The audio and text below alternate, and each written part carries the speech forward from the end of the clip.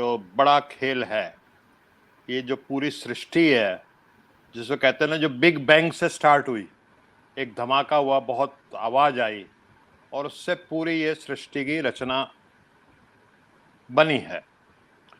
जो शब्द हैं, अगर ये शब्द नहीं होते या भाषा नहीं होती, एक्सप्रेशन नहीं होता, अभिव्यक्ति नहीं होती, तो मानव जाति ने जितनी भी प्रगति की है वो नहीं कर पाते। भाई, मानव और जानवरों में एक सबसे बड़ा जो फर्क है वो ये है कि भाषा का फर्क है, कि मानव जो है वो भाषा का इस्तेमाल करता है और वो अपने आप को एक्सप्रेस करता है, अपने आइडियाज कम्युनिकेट करता है दूसरे को। और जो एनिमल्स होते हैं, जो जानवर होते हैं, जो पशु होते हैं, वो अपने आइडियाज, बेशक उनके पास कितना ही बढ़िया विचार हो, वो कम्युनिकेट नहीं कर पाते, बस दो चार आवाजें निकालते हैं, उसी में जो उनका कम्युनिकेशन हो जाए। तो ये शब्द और भाषा जो है, ये एक बहुत बड़ी ताकत है। दुनिया में जितनी भी क्रांति हुई है वो शब्दों की वजह से हुई है। या तो किसी ने कोई किताब लिखी, जो बड़ी बड़ी क्रांति की बात है, जो बड़े बड़े धर्म बने हैं, भाई किसी ने गीता बोला और वो लिखी गई, किसी ने कुरान लिखी, किसी ने बाइबल लिखी। तो तमाम जितने भी दुनिया में परिवर्तन हुए या बड़ी बड़े जिसको कहते हैं कि क्रांतियां हुई हैं, वो किसी ने स्पीच दी, उसकी स्पीच की वजह से या उसके लेखन की वजह से। तो जितने भी, अगर आप इतिहास उठा के देख लीजिए, शब्दों पे जो बैन लगाते हैं वो कौन लगाते हैं? अगर हम पिछले इतिहास में जाएं तो जब रोमन एम्पायर होता था, तो जो रोमन साम्राज्य के जो भी सीजर्स वगैरह जो होते थे, वो बहुत इस बात को ध्यान देते थे कि पब्लिक में हमारे खिलाफ कोई बात ना चले। और उसके बाद अगर आप रिसेंट हिस्ट्री उठा के देखें, स्टालिन देखिए, माओ सेतुंग देखिए, नॉर्थ कोरिया वालों को देखिए, या सऊदी अरेबिया का जो बादशाह है, ईरान के जो भी हैं, जो धर्मगुरु वगैरह हैं, वो चाहते हैं कि एक शब्द भी उनके खिलाफ ना बोला जाए। तो शब्दों से डरता कौन है? वो डरता है जो डेमोक्रेसी में विश्वास नहीं करता, जिसको डेमोक्रेसी में जनता से डर लगता है, वो शब्दों के ऊपर बैन लगाता है। इंडिया में भी जब इमरजेंसी लगी थी तो शब्दों के ऊपर बहुत बड़ा बैन था, नहीं लोगों को बोलने दिया जाता था, और समाचार पत्रों और जितने भी संचार के माध्यम थे उनके ऊपर सेंसरशिप थी। तो ये एक, कोई माने ना माने, लेकिन जब कोई डरा हुआ होता है तो वो शब्दों के ऊपर रोक लगाता है। ये एक डर का एक तरह से एक्सप्रेशन ऑफ फियर है। अब आ जाता है पार्लियामेंट। अगर हमारे पास कोई जो सबसे बड़ा फोरम है बोलने का, जहां अभिव्यक्ति की आजादी है, तो वो पार्लियामेंट में। पार्लियामेंट में एक प्रिविलेज मिली हुई है सांसदों को कि अगर वो कोई बात कहते हैं तो आप उनके खिलाफ, ये नहीं कि किसी ने संसद में कोई बात कही तो आप उसके खिलाफ मानहानि का मुकदमा कर दीजिए। उसको इम्यूनिटी मिली हुई है सांसदों को, और उसके पीछे एक बहुत बड़ा कारण है, ताकि अभिव्यक्ति को ज्यादा से ज्यादा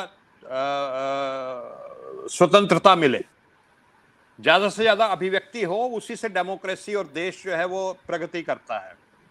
तो इसीलिए, इसी कारण पार्लियामेंट के जो मतलब सांसद हैं, वो संसद में कुछ भी बयान देते हैं तो उनके ऊपर कोई मानहानि का मुकदमा नहीं कर सकता। वो कोई आक्षेप लगाते हैं, किसी पर आरोप लगाते हैं, तो वो, उनको इम्यूनिटी, ये स्पेशल प्रिविलेज है। तो क्यों प्रिविलेज दी गई है? अब उस प्रिविलेज के ऊपर कुछ ना कुछ लगाम कसने की कोशिश हो रही है। और ये जितने भी शब्द हैं, मेरा, हालांकि शुक्ला जी ने कुछ और बात कही है, जो मेरे पास जानकारी है वो ये है कि अगर इन शब्दों का उपयोग किया जाएगा तो ये सब जो शब्द हैं वो एक्सपंज कर दिए जाएंगे। जो रिकॉर्ड बनेगा संसद का, उससे ये, उसमें ये शब्दों को एक्सपंज निकाल दिया जाएगा जी। तो ये सारी जो चीजें हो रही हैं, ये कुल मिलाकर आप देखिए, अगर हम अपने पिछले 70-75 साल का इतिहास लें, ज्यादा पीछे नहीं जाते हम, तो जब लोहिया जी बोलते थे तो नेहरू जी उनको सुनते थे, और उस समय ये माहौल था कि पक्ष और विपक्ष दोनों ने मिलकर के कुछ रास्ता ऐसा निकालना है जिससे देश की तरक्की हो। इंदिरा जी भी काफी हद तक सुनती थी, अटल बिहारी वाजपेयी या चौधरी चरण सिंह जब बोलते थे तो उनको बहुत ध्यान से सुनती थी, ठीक है। और ये काफी रिसेंटली तक चला है कि गुजराल और देवेगौड़ा का भी यही रवैया था। तो ये वो रास्ता है जिसपे चल करके भारत भारत बना है, भारत पाकिस्तान नहीं बना। पाकिस्तान में ये सिस्टम नहीं चले तो पाकिस्तान आज क्या है? दोनों एक साथ 15 अगस्त को 1947 को आजाद हुए, पाकिस्तान की स्थिति क्या है और भारत की स्थिति क्या है, उसके पीछे डेमोक्रेसी एक बहुत बड़ा कारण है, अभिव्यक्ति की आजादी एक बहुत बड़ा कारण है।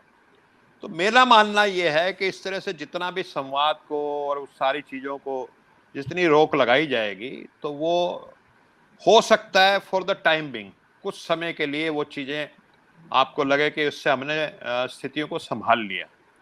लेकिन ये है कि अगर स्थितियां ज्यादा बिगड़ती हैं, मैं नहीं कहता कि आज ज्यादा बिगड़ी हुई हैं, इसमें भी कोई शक नहीं, बेरोजगारी, महंगाई और सारी चीजें लेके, लेकिन शायद उस हद तक नहीं बिगड़ी हुई जिस हद तक श्रीलंका का हाल हो गया कि लोगों को पेट्रोल अवेलेबल नहीं है, बिजली अवेलेबल नहीं है, मेडिसिन अवेलेबल नहीं है, मिल्क पाउडर नहीं है, वगैरह वगैरह, उतनी भी नहीं बिगड़ी हुई।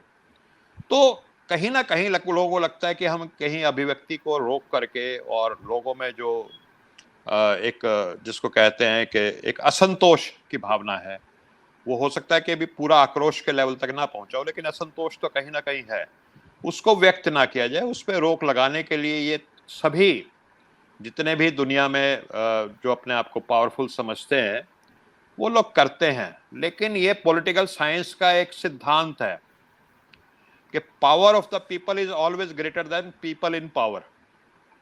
जो सत्ता में लोग होते हैं उनसे ज्यादा ताकत लोगों के पास हमेशा रहती है, और जब स्थिति बिगड़ जाती है, श्रीलंका में हमने देखा अभी, तो वो जो सो कॉल्ड वेरी पावरफुल होते हैं ना, जो इनविंसिबल होते हैं, अजय होते हैं, भाई ये तो पता नहीं क्या चीज है, महामानव है, वो फिर देश छोड़ के भागते नजर आते हैं।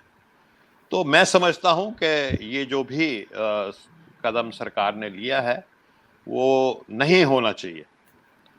तो कम से कम जो हमारे सांसद हैं उनको तो बोलने की आजादी होनी चाहिए पार्लियामेंट में। और जिस तरह के शब्द हैं, आप देखिए 90-95% शब्द आप देख करके कह देंगे कि इनके खिलाफ इस्तेमाल होते हैं और क्यों उन पर रोक लगाई जा रही है। और जब एक पार्टी के लोग खुद कह रहे हैं कि भाई वो फलानी चीज तो 15 लाख का तो वो जुमला था, खुद ही कह रहे हैं, तो किसी को जो खुद मान रहा है कि हमने जुमला कहा था और उसको अगर आप कोई कह देता भी ये जुमलेबाजी है, तो वो गलत क्या है। लेकिन इन सब चीजों पे रोक लगाई जा रही है। मैं समझता हूँ कि ये देश के लिए अच्छा नहीं है। राहुल जी प्लीज। और आप हमसे जुड़े रहने के लिए सब्सक्राइब करें YouTube पर, फॉलो करें ट्विटर पर और लाइक करें Facebook पर। और ज्यादा जानकारी के लिए आपको टाइप करना होगा सिर्फ न्यूज नशा।